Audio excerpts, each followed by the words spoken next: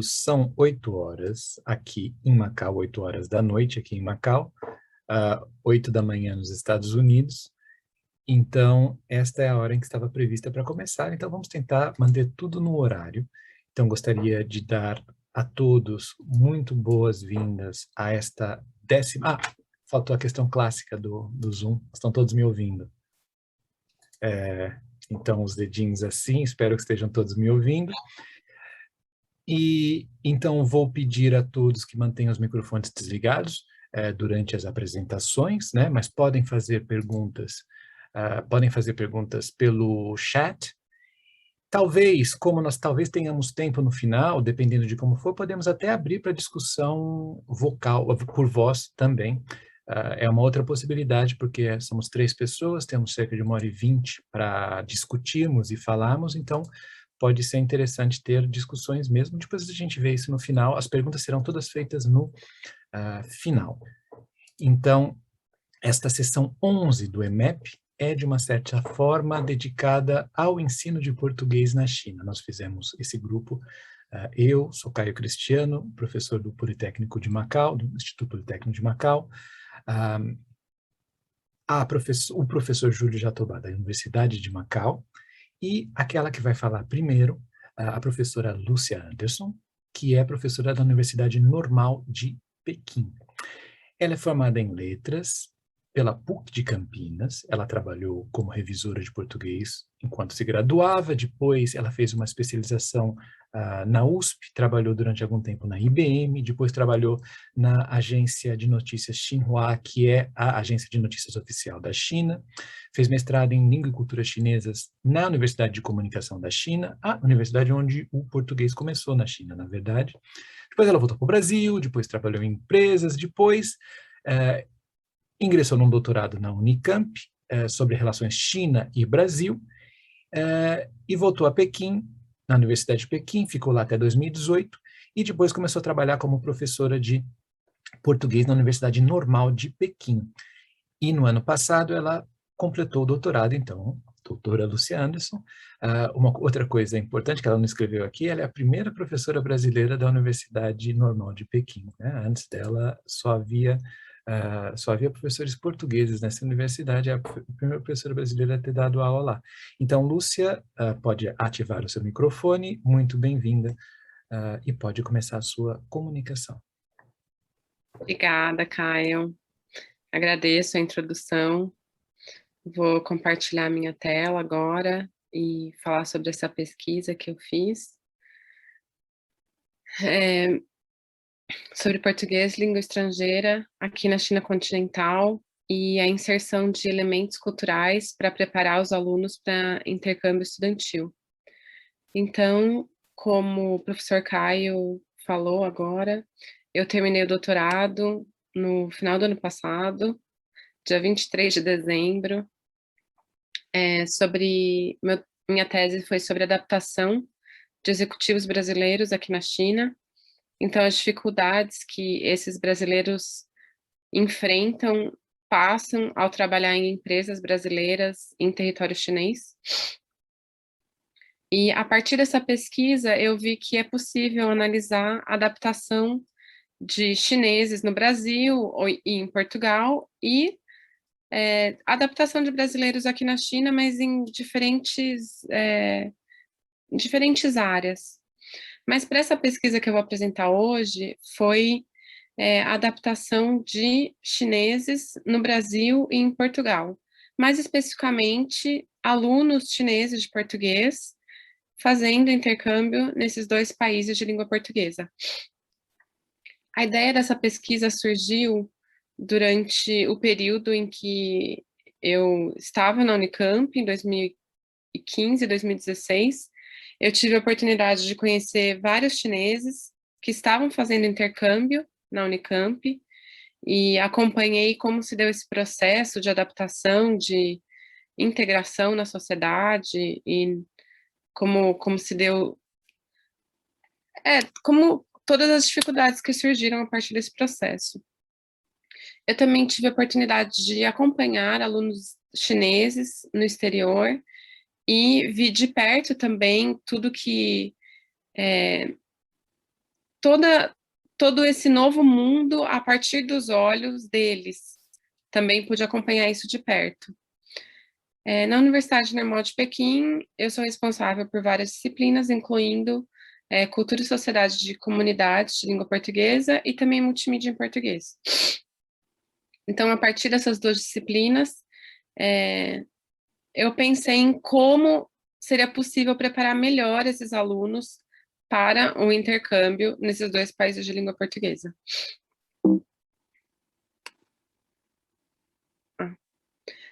Então, essa é a pergunta da minha pesquisa de hoje que eu vou apresentar.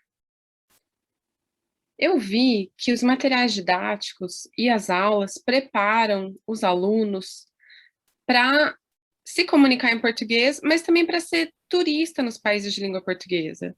Então, a abundância de lições e de temas relacionados a idas a restaurante, a bares e cafés, o que todo turista faz quando vai em um novo país, mas eu também vi que falta conteúdo para pessoas que vão morar nesses países. Então, por exemplo, o que comprar no supermercado, saber diferenciar alguns produtos que são comumente encontrados em Portugal e no Brasil.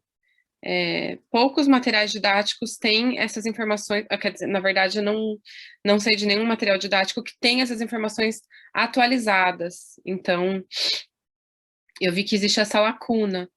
E eu vi também que vídeos encontrados no YouTube mesmo, ou vídeos simples feitos por professores de língua portuguesa, podem suprir essa lacuna e ser de grande valia para os chineses que vão para o Brasil e para Portugal. Então, eu fiz essa pesquisa com chineses que já moraram no Brasil e em Portugal. Eu vou falar sobre cada pergunta agora. 22 pessoas responderam, na sua maioria agora são professores de português, mas que já foram alunos de português e moraram no Brasil e em Portugal. Então, das 22 pessoas que responderam à pesquisa, a maioria, 8, morou num desses dois países entre 1 e 2 anos. Então, realmente, um tempo bem mais longo do que um turista fica em qualquer lugar. Então, realmente, eles tiveram uma vida, eles viveram, tiveram um cotidiano nesses dois lugares e precisariam saber como lidar com situações do cotidiano, como qualquer pessoa que vive em um país que não é o seu. Então, a primeira pergunta que eu fiz foi qual é a maior diferença em relação à China? Então, quando eles chegaram no Brasil e em Portugal, o que eles acharam mais diferente? Bom, as respostas variaram muito, mas o que mais me chamou a atenção foi eles falaram sobre o ritmo de vida, o tempo de comer, então o tempo que as refeições são feitas e o horário dessas refeições. Então, aqui na China, as pessoas almoçam muito cedo, normalmente 11, 11h30, 11h30, mas até em restaurantes, 11 horas já tem pessoas almoçando, é muito comum. No Brasil, em Portugal, mais tarde, e o jantar também, aqui também muito, muito cedo. 5, 5h30, 6 horas, antes das 6 horas normalmente. No Brasil e em Portugal também mais tarde. Então, isso foi das respostas, foi o que me chamou mais atenção. O que eles responderam que acharam a maior diferença com relação à China. Depois eu perguntei o que eles gostariam de ter sabido antes da viagem. Também, muitas respostas, mas as duas respostas que mais apareceram foi como ter uma moradia mais segura. Eu acredito que chineses que moraram no Brasil viram que isso era uma questão importante que eles gostariam de ter sabido antes da viagem.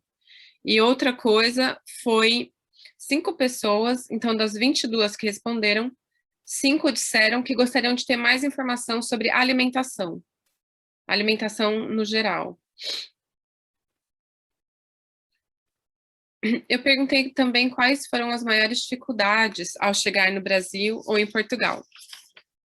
E essa resposta posso dividir em dois grupos maiores. O primeiro foram os aspectos esperados, então, como esperado, acharam diferente a maneira de pensar. No Brasil, em Portugal e na China é diferente. Eles tiveram que passar por uma adaptação linguística e alimentícia, esperado também. Diferença no tratamento interpessoal. Eu sei pelos meus alunos que a questão de dar beijo na bochecha no Brasil, essa proximidade física para os chineses é algo que normalmente incomoda. Aqui na China as pessoas mantêm espaço maior entre umas com as outras. Então, no Brasil, isso pode incomodar e assustar no começo. Também um aspecto esperado que eles responderam foi a questão da saudade. Então, a gente vê que saudade é uma coisa universal, apesar de nós, falantes de língua portuguesa, temos muito orgulho de falar que saudade, essa palavra do vocabulário português, mas é um sentimento que é sentido por todo mundo, em todos os lugares. Então, esses foram alguns dos aspectos esperados. Os aspectos inesperados disseram que... algumas pessoas relataram que tiveram problemas financeiros, porque houve um corte repentino de bolsas de estudo. Também a pandemia apareceu isso, foi uma coisa inesperada que saiu do controle. Outra resposta inesperada foi como identificar produtos nos supermercados. Então, o que eu falei no começo, que os nossos professores de língua portuguesa e os materiais didáticos preparam os alunos para passar um tempo curto, para ser turista nos outros países, mas não para morar.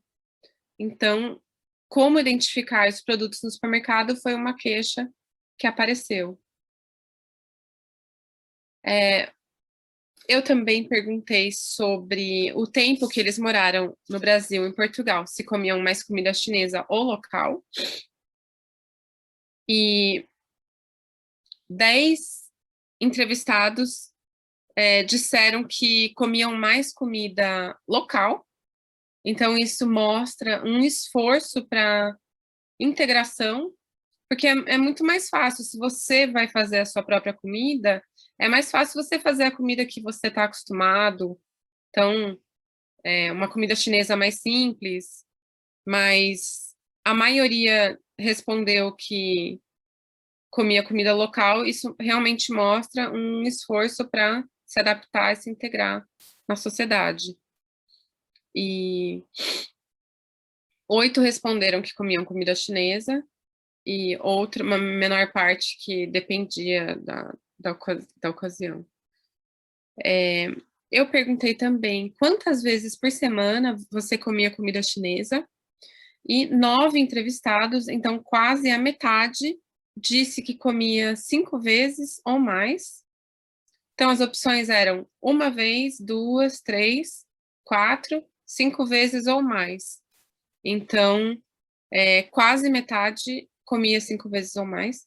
Isso lembrando que em uma semana, normalmente nós fazemos 21 refeições.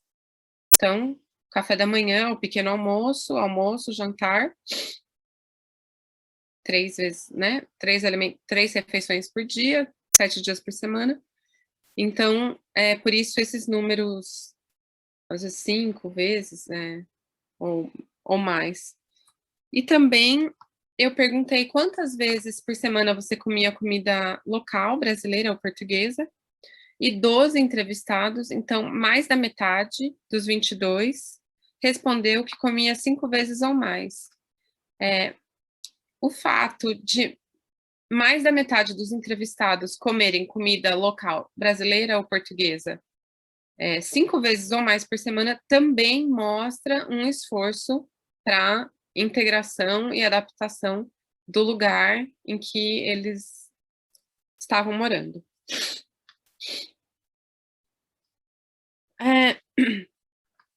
Perguntei também se, quando havia escolha, se eles usavam mais garfo e faca ou pauzinhos, palitinhos. A maioria disse que dependia da ocasião, então 18 responderam depende da comida e depende da ocasião. Isso também mostra uma flexibilização, de saber comer com esses utensílios diferentes. Aqui na China, realmente, é só palitinho, só pauzinho, a não ser que seja restaurante ocidental. Então, o fato deles irem para o Brasil e Portugal e comerem com garfo e faca, ou escolherem a comida adequada para cada utensílio, mostra também esse esforço de adaptação e integração. Eu perguntei com que frequência você costumava fazer as refeições com pessoas de outras nacionalidades. Então, as opções eram nunca, de vez em quando, muitas vezes ou sempre. Essas são palavras subjetivas, que não... É difícil saber o que quer dizer muitas vezes. É mais da metade das vezes? É sempre? É todos os dias? É todas as refeições? Então, quando eu perguntei sobre isso, dos 22 entrevistados, 4 responderam sempre. Mas também o que é sempre? É café da manhã, pequeno almoço, almoço, jantar? Ou todos os dias na hora do almoço? Isso também é subjetivo, o que é sempre para eles. Mas a maioria, 10 entrevistados, respondeu que poucas vezes. Então, com que frequência você costumava comer com pessoas de outras nacionalidades? Quase metade respondeu poucas vezes. E só 2 responderam que nunca. Então, minoria.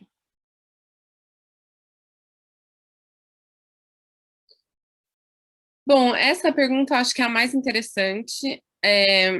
Na sua opinião, chineses e as pessoas do país onde você esteve, então Portugal e no Brasil, se comportam da mesma maneira à mesa?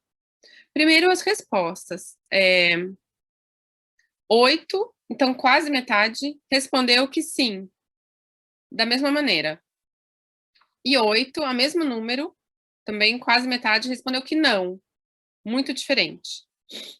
Então, isso mostra a percepção, como a percepção das pessoas realmente difere, e é uma coisa individual. Essa questão de como se comportar à mesa também pode ter muita discussão, porque a maneira que ocidentais e chineses se comportam à mesa e comem definitivamente é diferente, mas cada um enxerga essa diferença de um jeito. Nós, como professores de português, temos a missão de mostrar para eles que existe essa diferença, mas que eles também têm esse livre-arbítrio, essa independência de escolher como eles querem se comportar. Se eles vão para Portugal e para o Brasil, se eles vão se adaptar, comer de garfo e faca e também se comportar de uma determinada maneira, ou se eles vão querer continuar se comportando da maneira como eles sempre se comportaram, e tudo bem, cada um deve escolher. Mas é importante também que a gente fale que alguns comportamentos aqui na China são mal vistos no Brasil e em Portugal. Então, por exemplo, um detalhe, mas uma coisa que é importante que isso seja falado para o aluno ter consciência. Aqui na China, fazer barulho quando come ou toma sopa, normal, não tem problema nenhum. Mas talvez no Brasil e em Portugal as pessoas possam olhar um pouco estranho. Que estranho. Então, nós, como professores, intermediadores culturais, nós temos que mostrar que existe essa diferença, para o aluno realmente saber o quanto ele vai querer mudar e se adaptar para o lugar que ele vai, ou se ele não quer também. Outra coisa que é muito comum que os estrangeiros façam aqui na China e que a gente não tem consciência disso, por exemplo, colocar os palitinhos espetados no arroz. Ah, vou colocar o palitinho espetado no arroz e vou pegar um guardanapo, vou pegar outra coisa. Isso, quando eu cheguei aqui, e muitos outros estrangeiros, é uma coisa totalmente normal, a gente nem percebe. Mas aqui na China, deixar os dois palitinhos espetados no arroz pode ser muito ofensivo e muitas pessoas podem se incomodar com isso. Porque os chineses dizem que lembram os incensos nos templos, quando você vai rezar para alguém que morreu, então remete à morte, e morte é uma coisa que é um tabu muito grande ainda aqui na China. Então, isso é uma gafe que, por exemplo, brasileiros que vêm para cá é uma coisa que, se acontece, nossa, não faz isso, não faz isso, porque pode ser ofensivo, pode incomodar os chineses. Então, outros comportamentos dos chineses também podem ser ofensivos no Brasil e em Portugal, e é importante que a gente fale isso para o aluno ter consciência.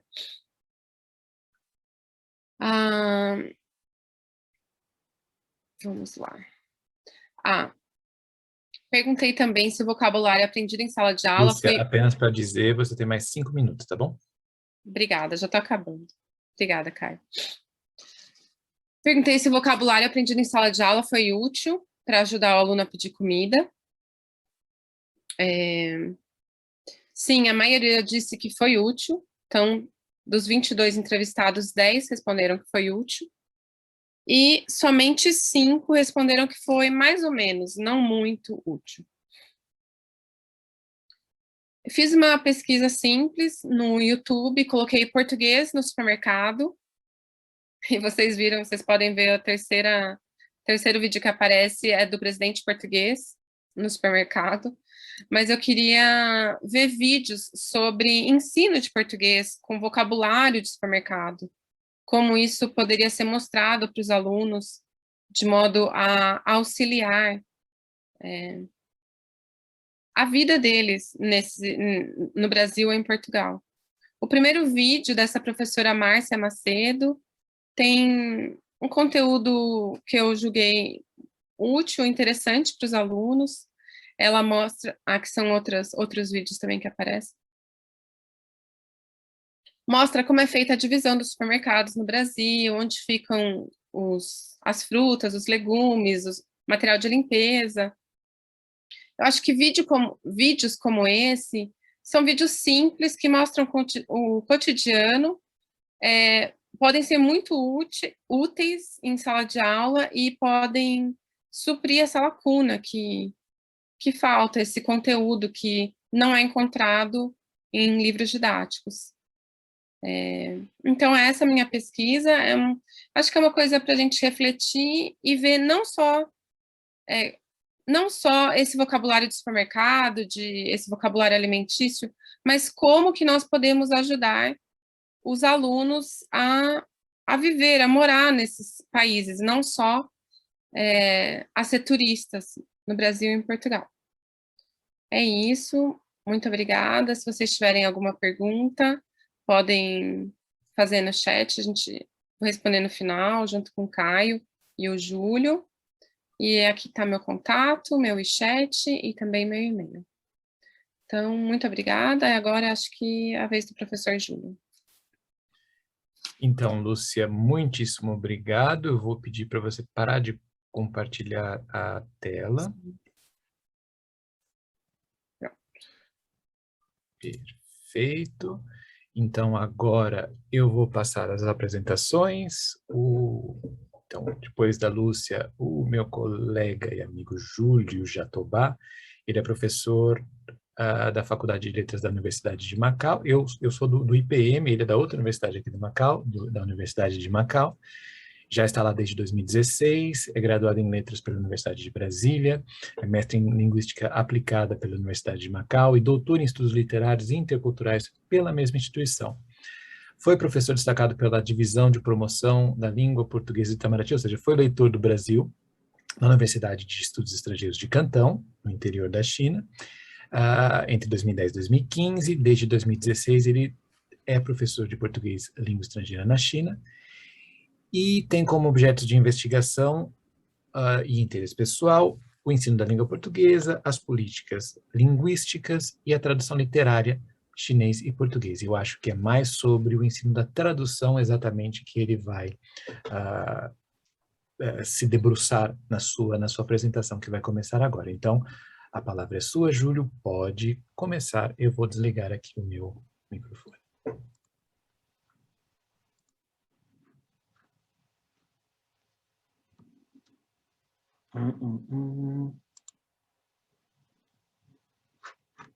Deixa eu tentar compartilhar. Ok.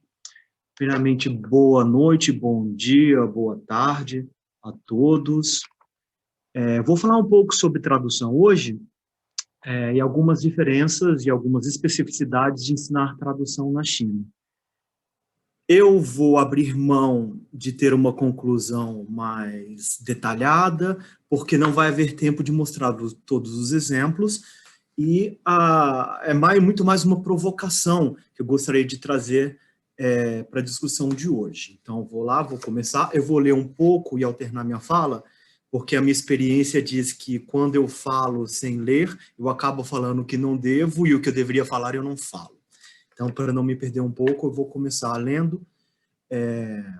Segundo a lei básica da região administrativa de Macau, conhecida como Han ou Haen, o chinês e o português são as línguas oficiais. Isto faz com que seja assegurada a prestação de serviços nas duas línguas nos órgãos públicos.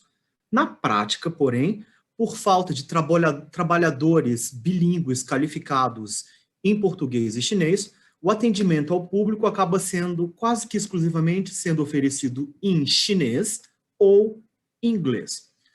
Porém, oferecer serviços de atendimento em inglês, é preciso destacar, aumenta consideravelmente o alcance e a eficácia dos serviços públicos para a população em geral em Macau. Pois em Macau, uma forte e importante presença de falantes de tagalo, vietnamita, tailandês e outras línguas do Sudeste Asiático. Sendo que, em alguns casos específicos, o governo da Haen oferece tradução de referência nessas línguas. Por exemplo, com a Covid, há um número telefônico onde há imensas línguas que oferecem para prestação de serviço. Porém, com o aumento das trocas entre a China e os países de língua portuguesa e a adoção da política da Haen, um centro e uma plataforma, tem se verificado um aumento por serviços específicos em língua portuguesa e, consequentemente, a necessidade de formação de tradutores e intérpretes chinês-português. Antigamente, os serviços linguísticos em Macau restringiam-se ao português europeu. Na verdade, ainda sim. Porém, é fato que, atualmente, a China entende o português como uma língua, realmente como ela é, uma língua pluricêntrica. E, na prática, essa língua pluricêntrica é porta de entrada para a China, na África, na América do Sul, na Europa e na Ásia. Levando em conta esse cenário, eu vou falar dos reais desafios para a efetivação de algumas políticas linguísticas que fomentem o português língua estrangeira como uma língua pluricêntrica. Levando em conta a especificidade do meu tema e, sobretudo, as leituras estarem, sobretudo, disponíveis em chinês, a minha fala vai ser menos teórica e mais descritiva. Para isso, eu tomarei como alguns elementos de ilustração e exemplificação das relações entre tradução, multilinguismo, ensino de língua e políticas linguísticas, a minha própria experiência como tradutor chinês-português e também como professor de língua estrangeira na China, no caso, o português. Aliás, entre a relação entre políticas linguísticas e a tarefa do tradutor, vou abrir um parêntese, a tarefa do tradutor aqui vocês podem entender como as questões genéricas do ato tradutório ou até mesmo as questões da tarefa do tradutor lançadas por Walter Benjamin. Bom, vou fechar o parênteses. Vou lançar já para agora uma questão. Vamos dar uma olhada nessa foto. Alguém saberia dizer o que tem a ver essa foto? Vou começar a comentar. Como tradutores e pesquisadores em tradução, ou até mesmo em língua estrangeira, como é que percebem as políticas linguísticas em suas práticas de tradução, ou como é que percebem as políticas linguísticas nas suas práticas de ensino de língua? Aliás, vocês já pararam para pensar se alguma política implícita ou explícita interfere no seu modus operandi de tradutor ou de professor de línguas? Obviamente que eu estou falando da tradução de uma maneira mais geral, mas vocês podem pensar também na sua área específica, seja na tradução literária, seja na tradução, digamos, burocrática, uma tradução para administração pública, ou até mesmo para interpretação. Bom, vamos deixar de lado essas questões, que eu vou voltar no final, se der tempo, e vamos para o seguinte ponto. Bom, vocês devem estar se perguntando, o que tem a ver essa llama, ou alpaca, como é conhecida, com política, tradução e ensino de línguas? Apesar da llama não ser um animal natural da Ásia, como vocês provavelmente sabem, é um animal andino, a tradução, a gente tem que pensar que ela é uma porta de entrada para novos conceitos e transmite valores e transita entre espaços linguísticos e culturais diferentes. Então, como criar essa tradução? Como ela pode ser um filtro na porta de entrada? Vamos ver. Tá grafado de vermelho porque em chinês não é uma boa coisa. Vamos dar uma olhada. A primeira tradução, como Tsaonima, é a tradução que veio do inglês, do empréstimo do inglês, que eles traduziram como é em chinês. Desculpa, em inglês, grass, mud, horse. Então, traduziram literalmente. Mas tem um problema.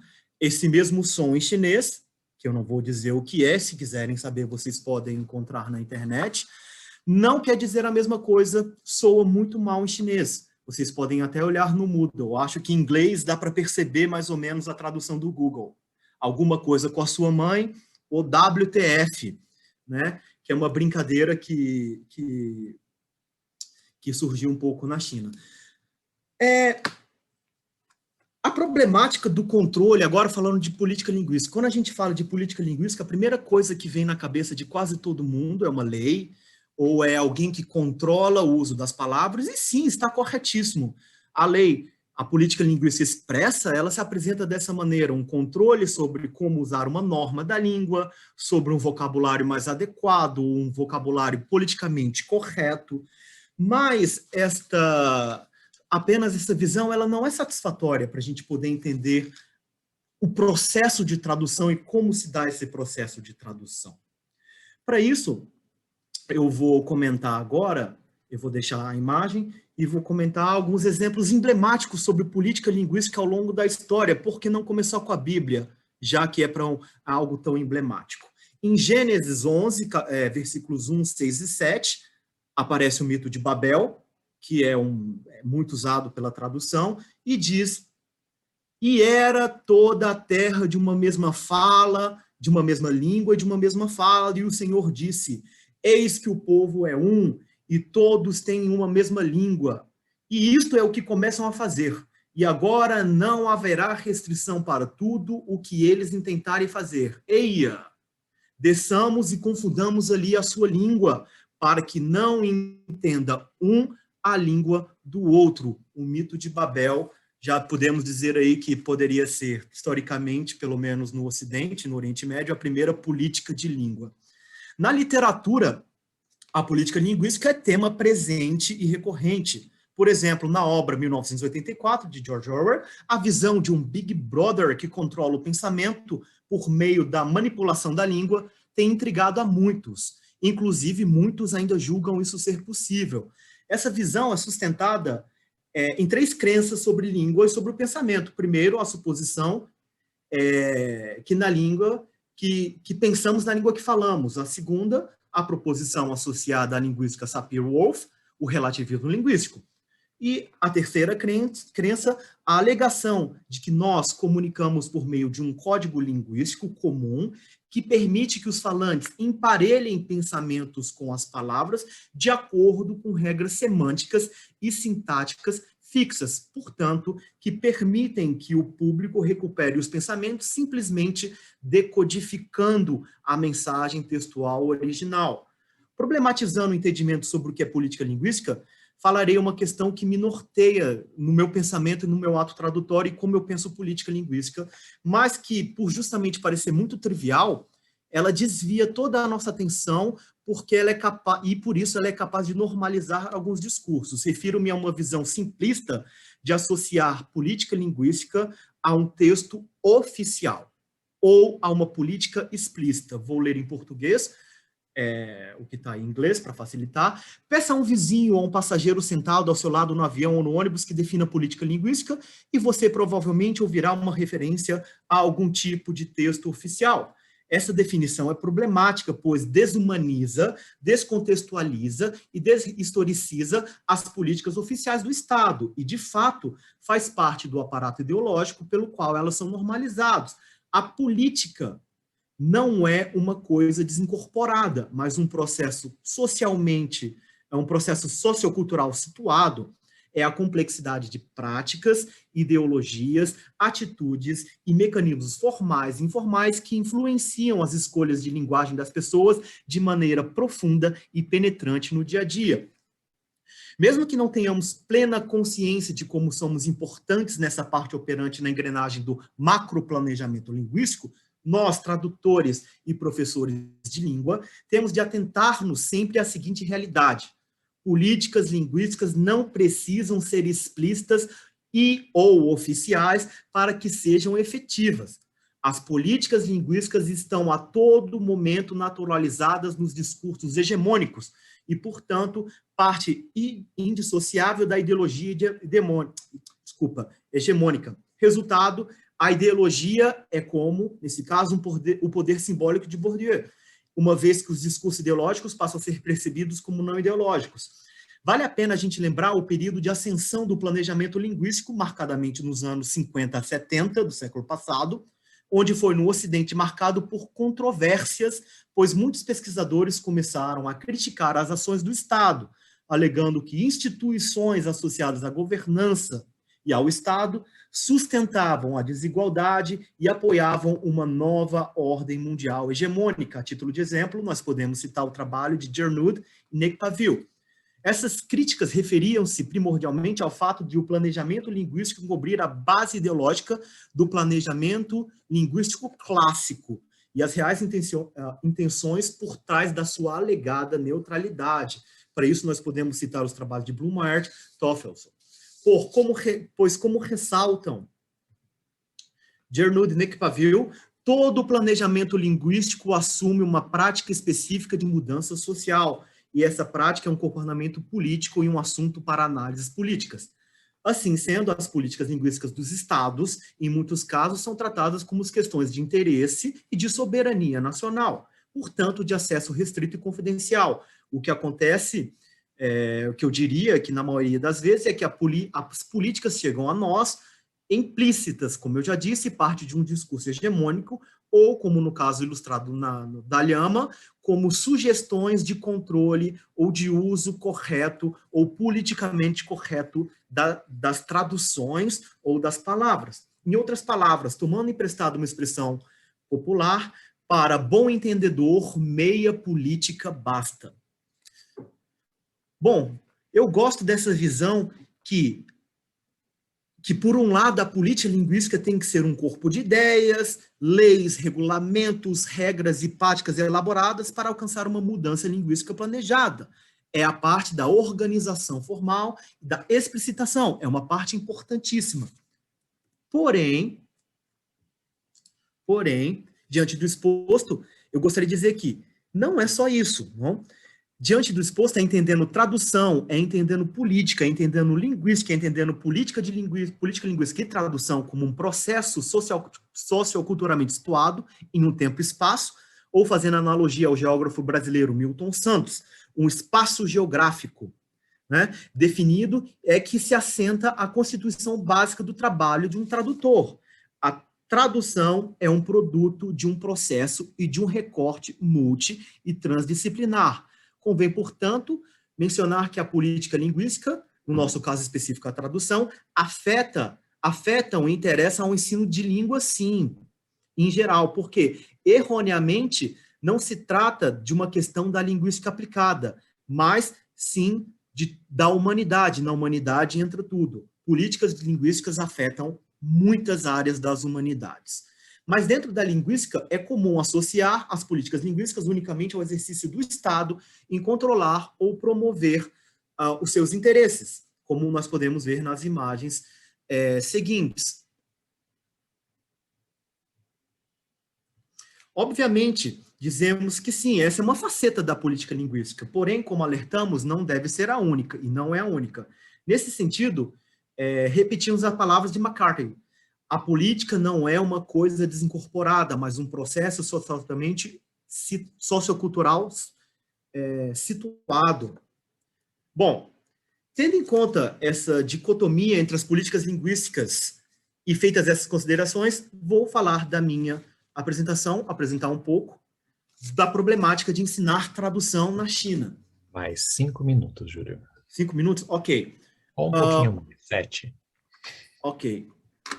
Vou citar aqui umas palavras do professor Gilvão Oliveira, que diz que o produto de cerca de 100 anos da normalização relativamente independente da língua portuguesa, no caso, foi o estabelecimento de um sistema com 2 normas de validação e circulação excludentes, que competem geopoliticamente entre si e cujo processo de elaboração é realizado muitas vezes com intenções divergentes. O produto dessa normatização divergente, como expõe o professor Carlos Reis, conduz já, em alguns casos, em determinados países estrangeiros, à percepção da existência de 2 línguas, o português europeu e o português brasileiro. Como, citando as palavras do professor Carlos Reis, a unidade do português no espaço transnacional onde ela existe é algo vacilante, quase no limite da fragmentação. E é isso que os alunos sentem quando começam a estudar português. Aliás, uma língua são 2 línguas. Eu sempre faço uma brincadeira com os alunos, e que, na verdade, não é exatamente uma brincadeira, é algo sério, que nós temos que aprender, porque os alunos nunca sabem para onde e para quem vão traduzir. Se eles vão para Angola, ou se eles vão para o Brasil, ou se eles vêm para Macau, ou se eles continuam no interior da China. Então eu falo, quando você pensa em português, você tem que pensar, a China tem a relação entre Macau e a China, que é definida pela iniciativa Um País, Dois Sistemas. Eu sempre falo, aprender português na China, você tem que pensar assim: uma língua, 2 sistemas, porque você não pode estar preso a estudar uma norma ou uma variante do português, sendo que, quando você começa a trabalhar, que é o caso dos alunos, eles nunca sabem onde vão trabalhar. Eu coloquei aqui apenas algumas, para você, umas ilustrações de como algumas traduções aparecem em Macau e como isso pode ser problemático. Eu adoro essa tradução do ponto de vista, porque, na verdade, o ponto de vista, Caio, você já foi no ponto de vista refletir? Não se trata de um ponto de vista, é um miradouro, é um mirante. E a tradução como um ponto de vista, eu acho incrível como essa questão.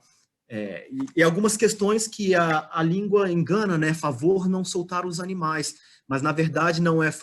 A palavra em chinês, a frase em chinês é não soltar os animais como uma oferenda de libertação a Buda, como oferendas, e a gente tem essa percepção, bom, estou com o meu cão, estou com o meu cachorro e não posso passear com ele solto da guia. Não é bem isso.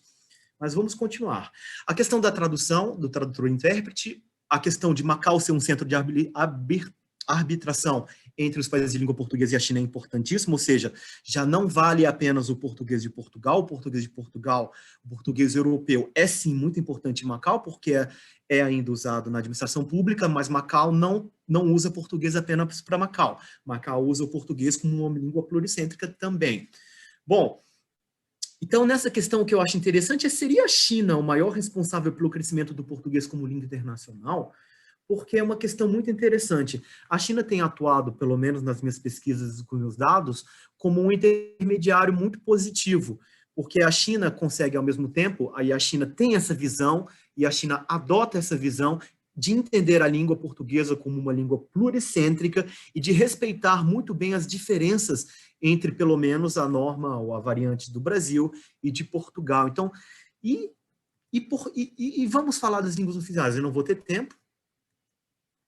Então, vamos lá passar por que esse interesse entre o português do Brasil e também o português europeu. Vou falar um pouco da erupção vulcânica do professor, que o professor Li Chansan, colega do professor Caio, trata como erupção vulcânica do português. Alguns números do português, em 2003, apenas 3 universidades ensinavam, agora já em 2021, na verdade, esses dados são de 2020, pode haver alguns erros, são 53 universidades nas minhas contas.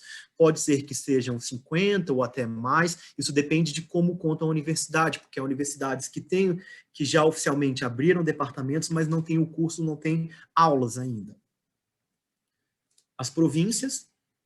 E a discussão que quero trazer. Um país, 2 sistemas, uma língua, 2 sistemas, é uma reflexão que eu vou trazer para nós professores. Como tradutores, como professores, nós não podemos e não devemos estar restritos a ensinar apenas uma norma. Eu aprendo muito português europeu em Macau, não porque seja útil para mim na vida pessoal, mas porque é útil na minha vida profissional. E como nós podemos ver numa simples pesquisa, numa breve pesquisa nos materiais didáticos, os materiais didáticos na China, eu tenho uma pesquisa que fala sobre isso, eu posso apresentar depois, para quem quiser. Mais 2 minutos.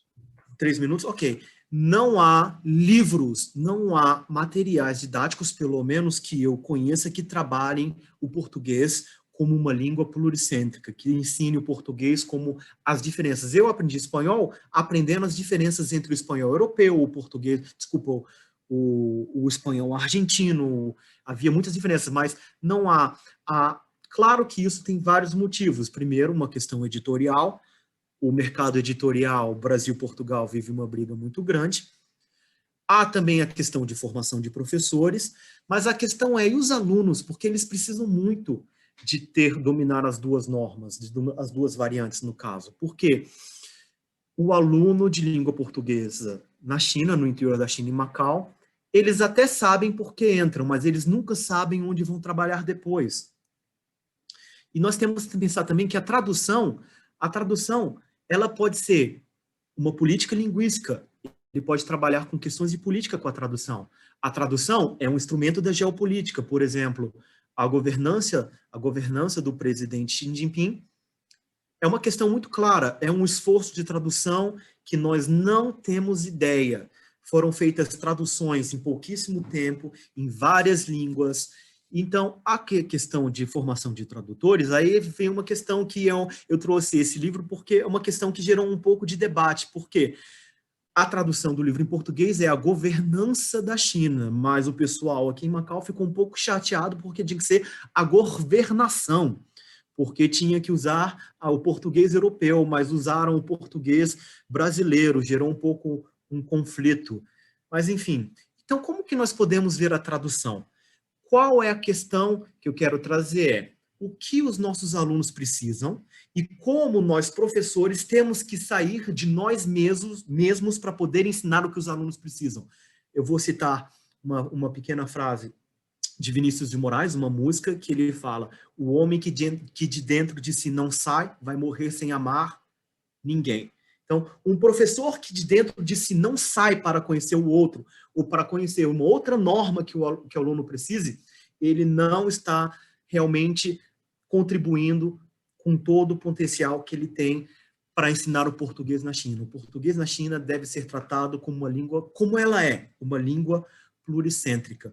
Eu vou pedir desculpa por não apresentar os dados que eu iria apresentar, mas se eu apresentar o Caio vai dizer que eu não tenho tempo. Então, Caio, tá aí. Muitíssimo obrigado, Júlio. Então, aí está o endereço para contato e tudo isso. Então, vou pedir que deixe, então, de compartilhar a tela para irmos para a nossa última apresentação. Vou pedir que um de vocês, Júlio, ou os dois até, Júlio e Lúcia, fiquem de olho nos participantes, porque se as pessoas entram e saem na sala o tempo todo, é necessário admiti-las, tá bom?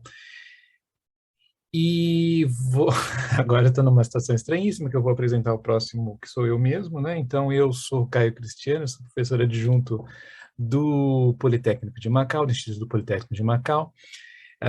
Eu tenho mestrado e doutorado pela Universidade de Poitiers, estive 12 anos na França, no ensino superior francês, já estou no ensino de línguas há um pouco mais de 20 anos, 20 e pouquinhos anos, e estou aqui em Macau desde 2016, ou seja, vai fazer 5 anos que eu estou aqui, estou no trabalho no CPCLP, Centro Pedagógico Científico da Língua Portuguesa, do Instituto Politécnico de Macau. Então, este sou eu, e vou começar a minha apresentação, para a qual resolvi inovar, então eu não vou usar PowerPoint, essa é a minha inovação.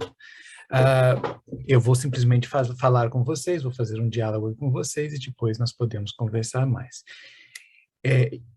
Esta pequena pesquisa que eu fiz especialmente para este congresso tem a ver com um fenômeno muito interessante que acontece aqui na China, que é professores de português, professores chineses de português, que mudaram de variedade. Então, eu encontrei ao longo do tempo, eu faço muitas formações de professores, e ao longo do tempo eu fui encontrando professores que já tinham falado um português europeu, por exemplo, e que tinham adotado o português brasileiro, ou vice-versa. Este caso me interessa muito, então eu comecei a pesquisar, eu quis conversar com alguns professores, então reuni 5 para esta pesquisa aqui, talvez a pesquisa seja ampliada mais no futuro, mas falei com 5 professores, fiz entrevistas com 5 professores que já mudaram de variedade, passaram de um para o outro, ou de outro para um. Geralmente, como vocês vão ver, de acordo com o que eu vou dizer daqui a pouquinho, os professores começam aqui com o português europeu, depois passam, às vezes, para o português brasileiro, e depois, às vezes, voltam para o português europeu ou ficam no português brasileiro. Então, para começar, eu tenho que dizer que eu não vejo problemas com o termo língua estrangeira. Obviamente que eu vejo problemas com a xenofobia, com o racismo, com a discriminação, com todo e qualquer ato de intolerância face ao que é estrangeiro, mas não é pelo apagamento da palavra estrangeiro que nós vamos acabar com esses fenômenos que são nefastos. Não, muito pelo contrário, é com o reconhecimento, com a valorização, com a familiarização do que é estrangeiro. Estrangeiro aqui não tem nada de pejorativo, ok? Estrangeiro aqui, quando eu digo, tem a ver com algo que não nasceu comigo, então algo que me é estrangeiro, este tipo de atitude é-me estrangeira, então isso não é o que eu faria normalmente. Em outras palavras, a prática da tolerância, ela não consiste no apagamento das fronteiras até o ponto em que deixem de existir diferenças. Na verdade, historicamente, foram justamente os intolerantes que tentaram apagar toda e qualquer diferença na esperança de criar um mundo homogêneo em que todos pensassem como eles. Na verdade, a tolerância pressupõe a existência da diferença. Eu penso até que o termo língua estrangeira nos coloca numa posição de humildade. Face aos outros termos concorrentes da nossa área, língua não materna, língua adicional, é o único que parte do ponto de vista o único que não parte do ponto de vista individualista. Então, língua materna não é a língua da minha mãe, língua adicional é uma língua a mais para mim. Mas a língua estrangeira é aquela que parte do princípio de que existe um outro que domina essa língua tem uma existência anterior à minha, e existe lá, ela já existia sem mim também. Ela tem uma história, ela tem toda uma comunidade que a fala, ela tem uma comunidade que a pratica, que usa para existir. Então, quando eu chego a este evento da língua estrangeira, esse evento já começou e sou eu que tenho que conhecer algumas regras para poder me integrar nele. Percebam que eu uso o termo me integrar na língua. Não se trata de assimilar, de me assimilar ao outro, de apagar toda a minha identidade para assumir uma nova identidade quando se fala de uma língua estrangeira. Também não se trata de uma adaptação.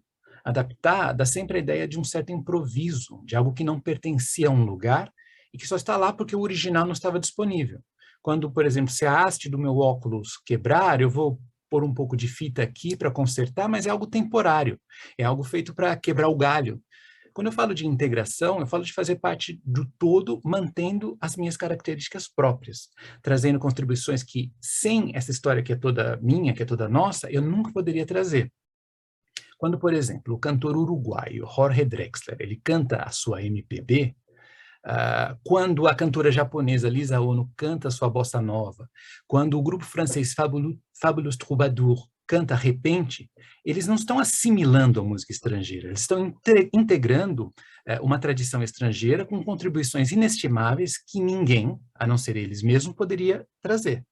Quando o húngaro Paulo Ronay vem produzir as suas traduções de várias línguas para o português, quando o pesquisador francês Raymond Cantel veio estudar a literatura de cordel, quando o escritor italiano Antonio Tabucchi escreveu seus romances, as contribuições da integração desses indivíduos na língua portuguesa são notáveis. Então, dito isso, eu venho hoje falar da experiência de 5 indivíduos que integraram o universo da língua portuguesa e que também integraram a língua portuguesa nos seus universos de tal forma que hoje hoje essa língua é indissociável de quem eles são.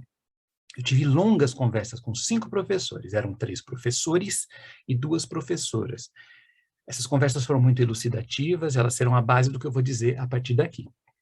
Cada conversa era para ter durado cerca de 20 minutos, mas todas se estenderam e passaram de mais de 1 hora. A pesquisa foi toda feita com base em conversas, mas se vocês quiserem uma definição um pouco mais técnica, eram entrevistas semi-estruturadas, em que eu tinha algumas perguntas básicas que eu gostaria de fazer, mas a direção do diálogo mudava de acordo com o que era dito.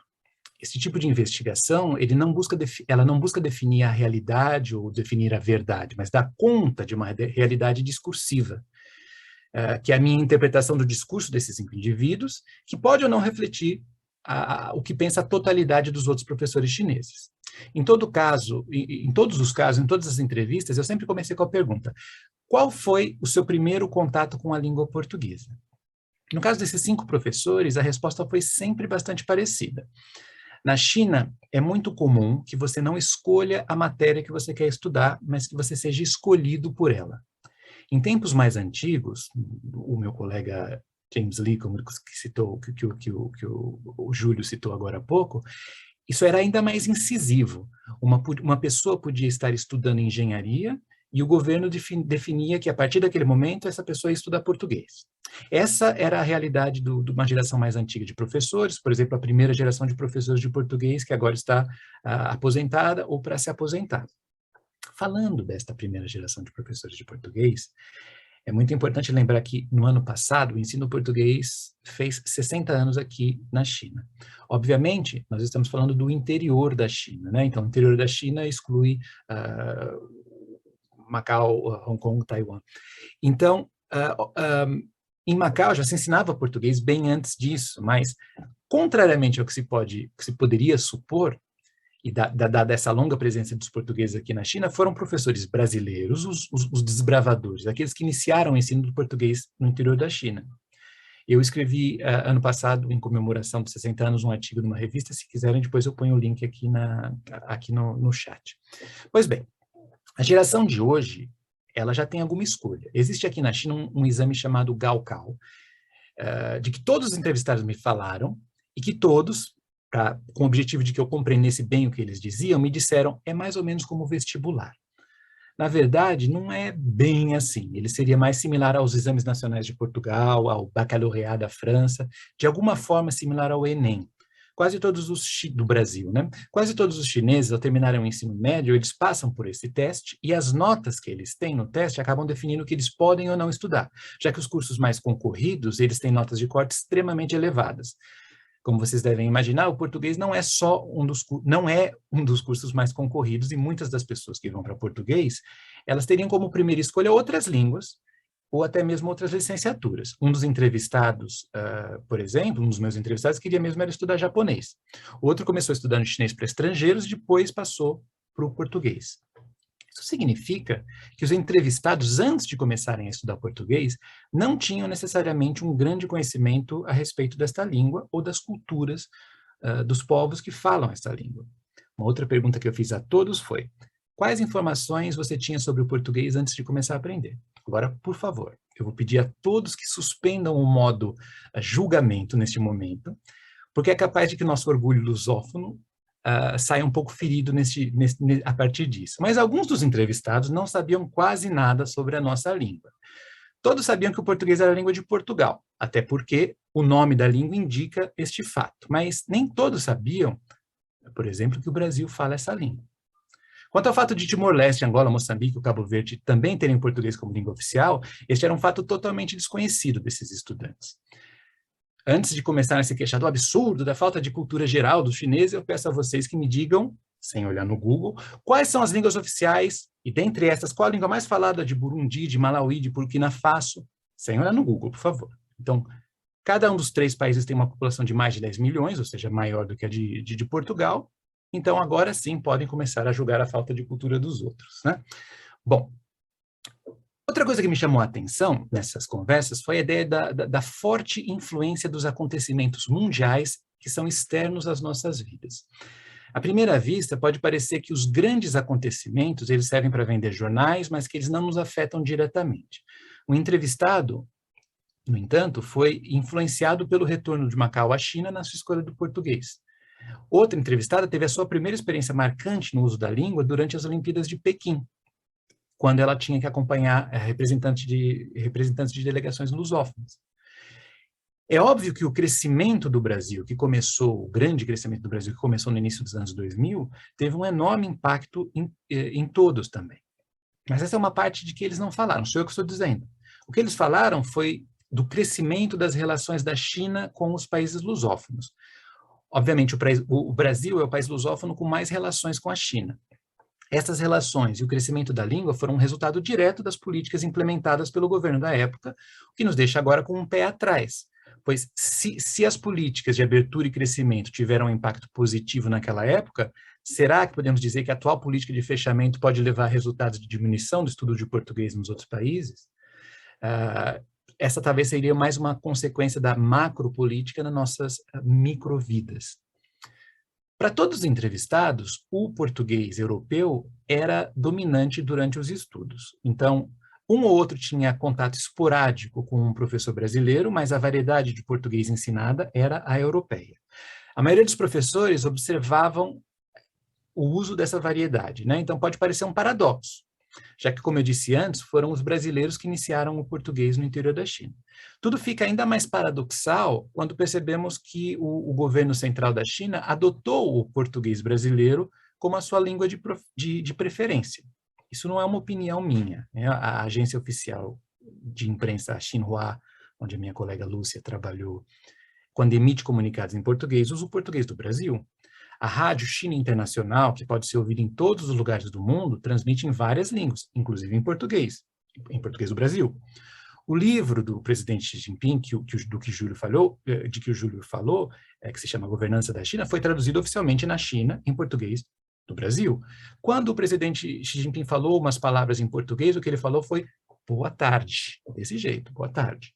Então, mesmo assim, a maioria dos professores de português da China ainda domina o português europeu. E por isso, isso acontece por razões históricas, né? Já que, historicamente, o que o Brasil faz para difundir a língua são esforços acanhados, para dizer o mínimo.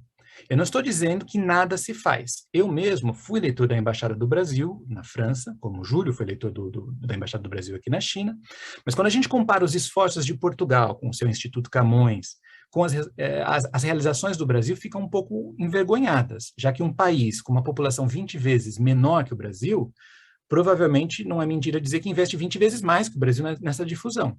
Então, isso faz com que, ainda hoje, o português europeu seja dominante no ensino, mesmo nas universidades que fazem intercâmbio somente com o Brasil, que haja mais professores que falam português europeu, professores chineses que falam português europeu do que professores que falam português brasileiro, que haja mais professores nativos portugueses do que professores nativos brasileiros.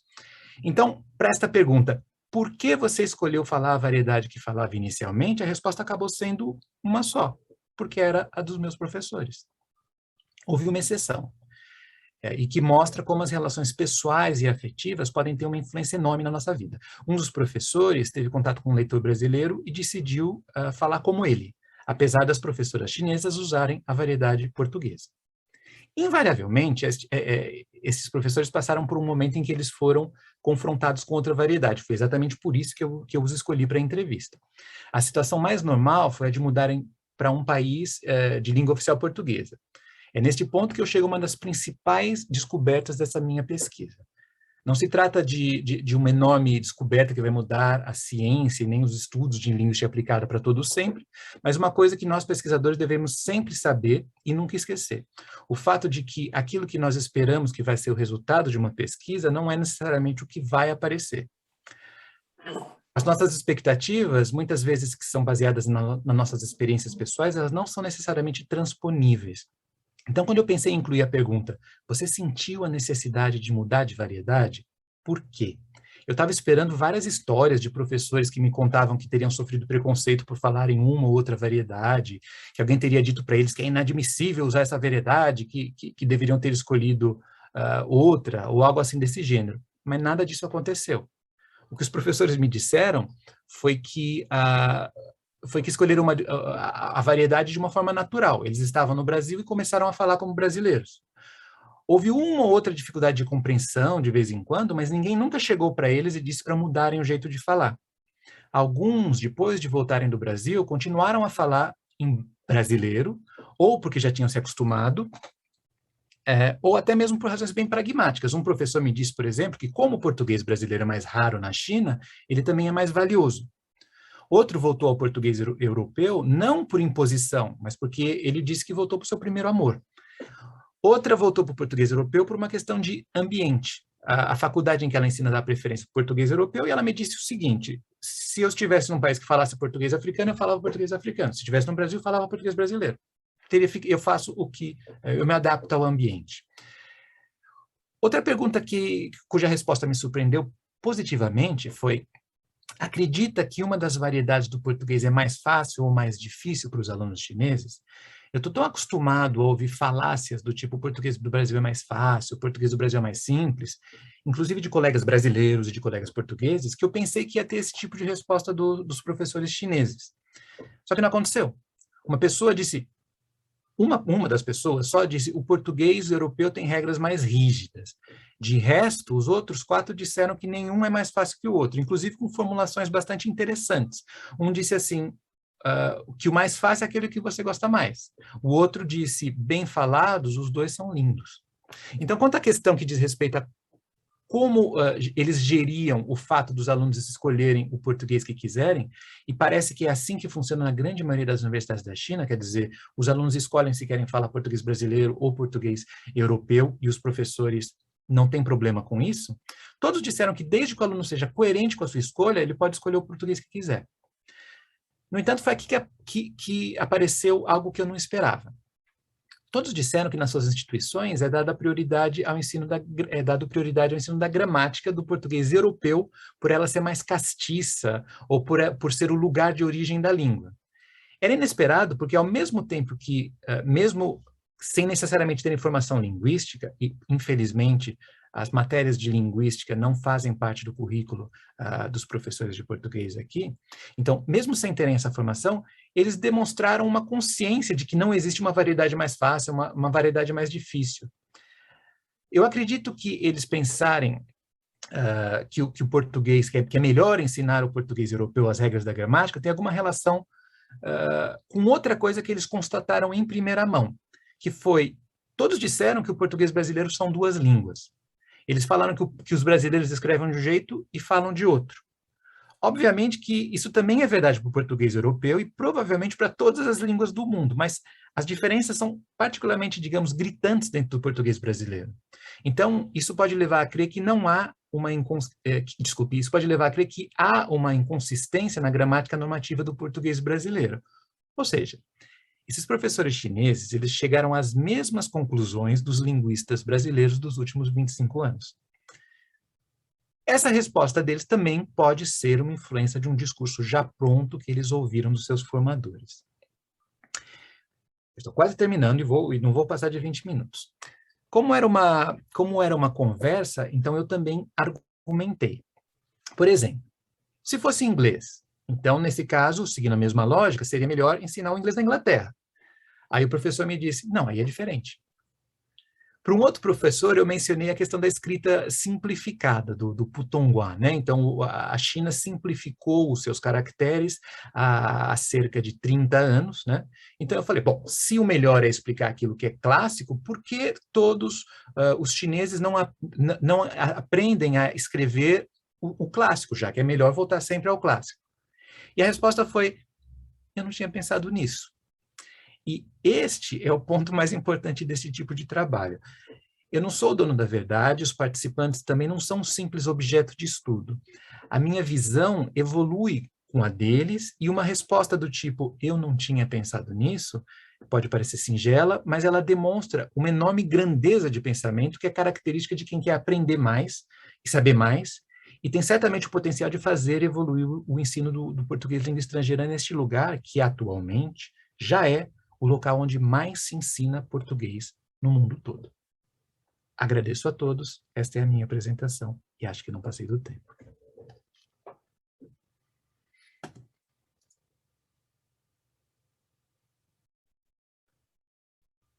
Bom, volto aqui, então, volto aqui à posição de moderador, eu fiquei agora sem ler as partes da discussão, mas eu sei que já tinha umas perguntinhas lá no começo, para a Lúcia e para o Júlio, né?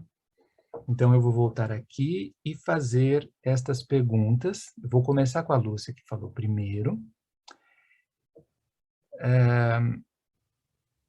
Então, desculpe que eu estou aqui um pouco deslocado.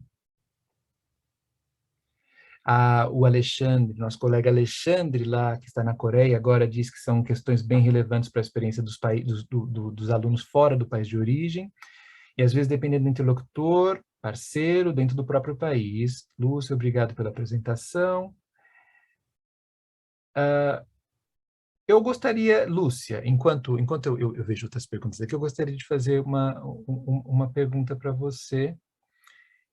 Que outras, se você poderia citar algo que tenha sido uma mudança, uma adaptação na sua forma de estar. Porque você já está aqui na China há muito, muito tempo, né? E não sei se o público sabe, mas tanto a Lúcia quanto o Júlio falam chinês muito bem, contrariamente a mim, que falo chinês muito, muito mal. Então, alguma coisa que no início você relutava como brasileira, e quando veio para cá, você foi naturalizando, você foi adotando como modo de ser que você não faria no Brasil, o mesmo que se espera, por exemplo, se espera não, o mesmo que essa escolha que é dada aos alunos de fazer ou não fazer como no outro país. E você, como brasileira na China, pratica alguma coisa desse tipo? E depois pergunto a mesma coisa para o Júlio também. Sim, com certeza. Eu fiz várias adaptações e mudanças na minha vida. Com relação à minha pesquisa, que foi sobre alimentação e tudo mais, eu acho que a maior mudança pessoal que eu fiz nessa área foi que quando eu estou em casa eu uso mais palitinho do que garfo e faca, por exemplo. Eu acho que é mais fácil, então isso foi uma mudança que aconteceu só porque eu vim para cá. Outra mudança foi que eu falei dessa proximidade física, então logo que eu cheguei aqui, eu cumprimentava todo mundo com um beijinho, muito inocente, né? Eu não sabia nada mesmo, mas e as minhas colegas falaram, Lúcia, então, deixa eu só perguntar, assim, você gosta de mulher, assim, por que você quer ficar dando beijo em todo mundo? Ai, no Brasil é assim, mas Lúcia, estão comentando, assim, tá pegando mal. E eu vim para cá a primeira vez no final de 2007, eu não conhecia ninguém que tinha vindo para a China, não conhecia nada. Eu tentei ler o que eu consegui antes de vir, então os clássicos, né, aqueles livros, Cisnes Selvagens, livro sobre política, mas nenhum livro me ensinou essas coisas. Então, eu mesma cometi muitas gafes, muitos erros e tive que me adaptar de diversas maneiras também. Eu vi que o Alexandre fez uma pergunta, né? Posso já aproveitar e responder? Pode, aproveita e responde. Só diz a pergunta para depois ficar registrada a pergunta. Então, o Alexandre perguntou: você tem preparado materiais específicos voltados a falantes de chinês que contemplem as diferenças culturais às quais você fez referência? Então, essa parte é de alimentação. Ou talvez adaptações de materiais disponíveis no mercado linguístico? Então, Alexandre, todo o meu material didático eu mesma preparo. Então, eu faço uma coletânea não só de vários materiais didáticos, mas também de vídeos e textos. E é claro, quando eu sei que é uma turma que vai para o Brasil ou para Portugal, esse é um assunto que eu sempre coloco. Então, não só como pedir comida em restaurante, café, bar, mas também como comprar comida, saber identificar alguns tipos de alimentos que são encontrados nos supermercados e que não tem aqui na China, por exemplo. Então, é isso. Muito obrigada pela pergunta, Alexandre. Se mais alguém tiver alguma questão, pode perguntar aqui. Olha, tinha mais de uma pergunta, aliás, para o Júlio. Então, a título de curiosidade, Júlio, você, na sua prática, estabelece a diferença entre planejamento linguístico e política linguística? É o Alexandre, novamente, que pergunta. Diz isso especialmente por conta dos estudos de Spolsky e Shorami, que não fazem essa distinção clássica. Então, você faz essa distinção. Faço muito mais na minha prática do que na pesquisa em si. Faço porque eu entendo o planejamento linguístico como realmente o que você vai fazer, qual é o seu plano, e a política linguística eu entendo como uma ação orquestrada para que o planejamento possa ocorrer. Eu sei que muitas pessoas não... É uma questão um pouco complicada, têm muitos amigos que preferem políticas linguísticas, ponto. Mas eu gosto de pensar no planejamento, porque o planejamento pensa na ação, de um ponto de vista, digamos, micro. Ou a política linguística, quando a gente fala nela, a gente está sempre pensando em algo muito grande. Como falei, tem um problema de pensar nas ações do governo, traz aquela questão da política explícita, da política oficial, que é benéfica também, mas também que não dá conta de tudo. Então, eu costumo fazer, sim, essa diferenciação na minha vida de ensino. E uma pergunta que me fizeram também, não lembro quem foi, acho que foi o Diocleciano, sobre o português em Macau. De acordo com o princípio Um País, Dois Sistemas, Macau goza de liberdade no ensino. Então, não existe o que chamamos de Ministério da Educação em Macau, mas apesar do português e o chinês serem línguas oficiais, o português não tem um ensino compulsório. Você vai ter que ver qual é o tipo de escola. Macau tem escolas privadas, tem escolas públicas, tem escolas oficiais. Nas escolas oficiais, existe o sistema 2+1, que é o sistema que eles chamam de Zhongpu Xuexiao, que são as escolas bilíngues, onde você tem o português e o chinês, e depois uma outra língua estrangeira, que é o inglês. Mas na maioria das escolas, o que acontece é 1+1+1, que é a língua veicular, que pode ser o chinês, ou pode ser o inglês, ou pode ser o português, mais uma língua segunda e mais uma língua terceira. Ou seja, apesar de ser língua oficial, não quer dizer exatamente que ele é tratado com o peso de ser uma língua oficial na educação, a não ser que sejam nas escolas ditas bilíngues, oficiais do governo. Muito bem, nós estamos dentro do horário. Essa sessão termina às 9h25, mas o Luiz já estava falando que passamos do horário, eu acho.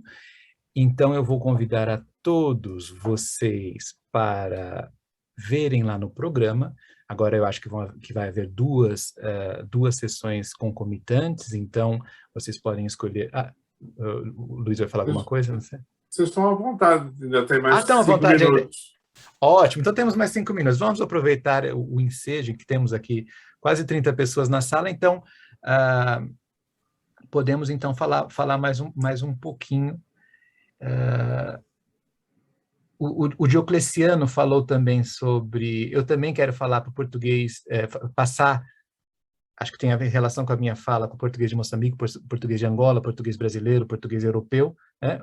O português, e isso é uma outra coisa que é muito interessante aqui, o fato de faltar, aqui na China em geral, em Macau como parte da China, mas na China toda, de faltar professores que dominem estas variedades. Porque se formos, obviamente, há muitos motivos para se aprender uma língua, né? Mas se formos para questões pragmáticas, o Brasil é o principal parceiro lusófono da China. Depois disso vem, se eu não me engano, é Moçambique. Depois disso vem Angola. Portugal vem depois disso tudo, né? E apesar, então, a grande maioria dos alunos chineses que vão trabalhar em português vão para o Brasil, Moçambique, para Angola, é uma minoria que vai para Portugal. E ainda assim, não há professores, ou há muito poucos professores formados em português africano, português de Angola, português de Moçambique, dando aulas na China. Porque parte do princípio que, se é para a África, então então é um professor europeu que vai dar essa aula. Não sei até onde isso é real, é verdadeiro, mas esse não sei não tem tom de ironia nem nada. Realmente não sei até onde isso é realmente verdade. Eu acho que outras pessoas estariam muito mais bem posicionadas para falar até onde, dominando o português europeu, você já está apto a compreender o português africano, né? Infelizmente, nós temos ainda pouca representatividade dos portugueses africanos aqui na China. Nesse momento, faltam ainda 4 minutos, e vamos terminar em 4 minutos mesmo, mas se alguém quiser abrir o microfone e fazer uma pergunta, vocês podem. A Silvia tinha falado alguma coisa, não sei se ela ainda está, que tinha casos interessantes também. Eu vi que a Glaucia tinha dito alguma coisa aqui, então vocês estão livres para abrir o microfone e fazer alguma pergunta, se quiserem, desde que seja rápida. Ou podem fazer pelo chat. Depois falamos. Ok. Bom, como não parece haver outras perguntas, espero não ter pulado nenhuma pergunta importante. O Diocleciano também tinha falado sobre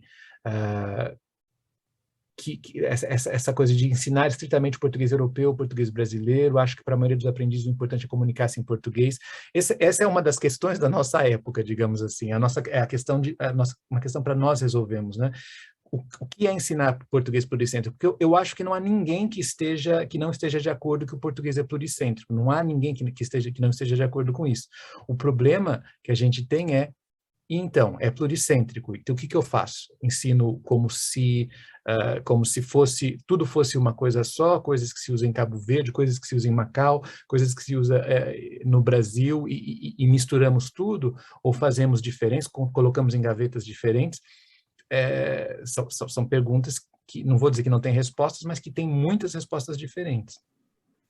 Uma coisa interessante, Caio, ensinar o português uma língua pluricêntrica não é você ensinar a variante que você não sabe, né? Porque eu lembro uma vez que eu cheguei numa sala de aula e falei assim, olha, mas você tem que falar português de Portugal, porque o livro é português de Portugal. Eu fiquei assim, meu Deus, o que eu faço? Eu não vou conseguir chegar na aula, bom dia. Não é você negar o outro para ensinar é você ensinar que, apesar de eu falar assim, existem outros falares, existem outras maneiras, é isso que você vai ter na sua vida profissional, porque, na verdade, os alunos estão olhando para a vida profissional deles. Você vai ter essa diferença. Você tem que saber, eu vou lhe ensinar, mas não, vem a questão da política, né? Olha, aqui é português de Portugal esse curso e você é brasileiro. Então, você, por favor, fale que nem um português. Isso não existe, né? Isso não deveria existir. Até porque quase ninguém está apto a fazer isso, né? Eu sou casado com uma portuguesa há 10 anos e eu aprendo coisas. Essa semana, alguém aqui em Macau foi preso, uma história estranhíssima, um homem colocava fogo nas coisas, foi preso, 10 anos depois foi solto, voltou para colocar fogo nas coisas. E no jornal, que é em português europeu, falou um homem pega fogo na loja. Aí eu pensei que o homem tinha pegado fogo na loja, eu pensei que o homem tinha se incendiado. Não, o homem pega fogo na loja, quer dizer que ele pôs fogo na loja. Mas assim, isso é uma coisa que eu não diria. Isso, né, influenciou a minha compreensão do que o homem pegou fogo na loja. Coitado, né? É o tocha humana. Mas não foi isso.